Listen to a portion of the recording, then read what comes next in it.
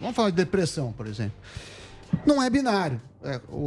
O Emílio machucou o braço. o ombro. Quando você quebra um osso, você faz a chapa, ou tá quebrado ou não tá quebrado.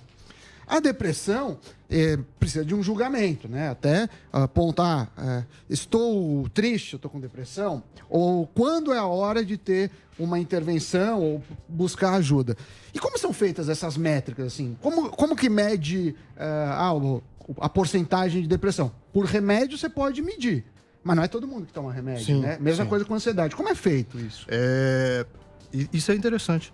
Porque muito obrigado. Porque a primeira coisa que a gente faz enquanto psiquiatra é separar o normal do patológico. A tristeza normal de uma tristeza da depressão. Uma ansiedade normal de uma ansiedade de um transtorno de ansiedade. São dois critérios muito importantes, fácil de todo mundo entender. O primeiro é a questão da funcionalidade. Quando você está triste, porque perdeu alguém, o cachorro morreu, aconteceu alguma coisa. Dormiu mal. Você continua vivendo nas suas funções adequadas. Você vai trabalhar, você produz. As pessoas podem até ver que você está com um semblante um pouco triste, mas você está funcionando. Você não deixa de funcionar. A tristeza da depressão, não. Então, uma das coisas que caracteriza o transtorno mental é o acometimento da função. Ele já não consegue ansiedade também. A ansiedade também. Ele paralisa. Então, a produtividade cai. Você é advogado. Você fazia aí 10 peças por semana. Você, de repente, está fazendo 2.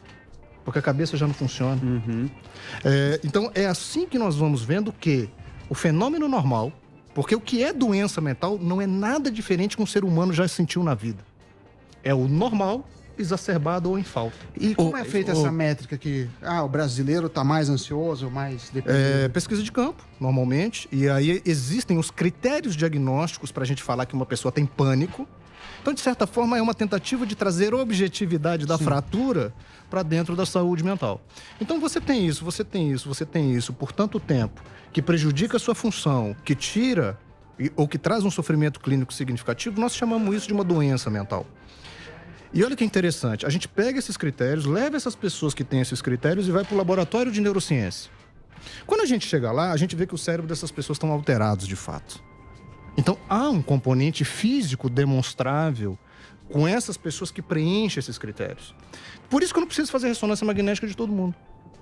Porque se uma amostra significativa da população apresentando X sintomas, eu levei para o laboratório e todos eles apresentam tais sintomas, então eu posso fazer o diagnóstico clínico, porque eu sei que se aquelas pessoas preencherem os sintomas, o cérebro delas estarão alterados. O doutor Pablo, em relação ao Whindersson, o caso dele realmente ganhou muita repercussão. Queria saber o que você aprendeu especificamente nesse caso e se ele de fato usou a influência dele para, transmitir conhecimento e tentar ajudar outras pessoas na mesma situação. Na verdade, o Whindersson, eu fiquei com ele um final de semana muito mais voltado por uma preparação para uma luta que ele vai ter com o Popó. Você foi preparar ele psicologicamente? Teve o preparador físico, teve o preparador mental, então foi um trabalho belíssimo que a gente fez lá um final de semana inteiro com ele. E eu vou falar uma coisa para vocês.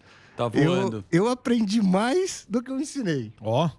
Porque ele é um gigante. Ele é um gigante fina, muito Ele é um gigante. Em termos empresariais, em termos de pessoa humana, coração gigante. Eu tive a oportunidade de ficar 3 dias ali com ele, com o Dan, que é o assessor dele. E eu escrevi isso num artigo que eu aprendi muito mais do que eu ensinei. Não, mas é interessante. Gigante. Você é neurocientista e nessas lutas de UFC tem esse preparo mesmo com os lutadores. Como é que é o processo? O que você faz na cabeça do cara para preparar ele para uma luta, por exemplo? A primeira coisa é o controle emocional. E a gente sabe disso, que hoje a inteligência emocional, ela está par a par com a inteligência cognitiva, que é o QI, no sucesso das pessoas, no sucesso empresarial, nisso tudo. Então, muito difícil um atleta, um empresário, alguém ter sucesso sem inteligência emocional. Sem o controle da ansiedade, sem o controle físico da ansiedade. Então, esses atletas precisam ser muito bem treinados para, principalmente, o controle da ansiedade. E sono. Ninguém também vai ter muito sucesso dormindo mal. Aquela ideia que Tesla dormia 2 horas por noite, que Einstein dormia 3. Sabe o que eu respondo? Se você for um Tesla, pode dormir 3 horas.